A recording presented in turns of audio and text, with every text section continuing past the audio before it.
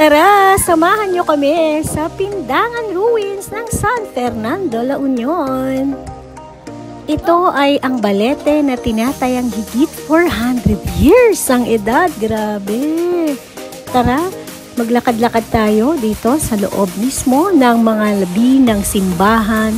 Kaya't ganito na lamang ang natira dito. Tingnan natin!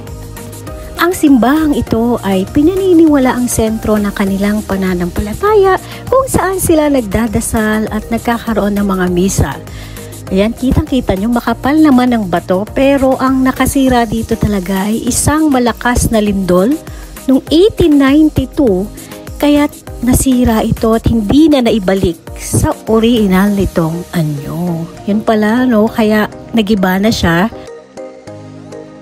Ito na lamang ang mga natira, kaya ruins, kasi ito na yung mga labi sa original na anyo nung simbahan noon. Yan.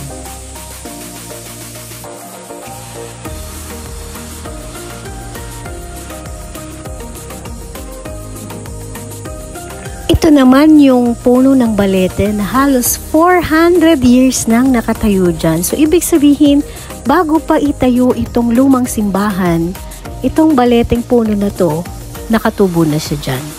Kaya makikita nyo, grabe, nasira na itong simbahan, nagiba dahil sa lindol, pero yung puno ay matibay pa rin.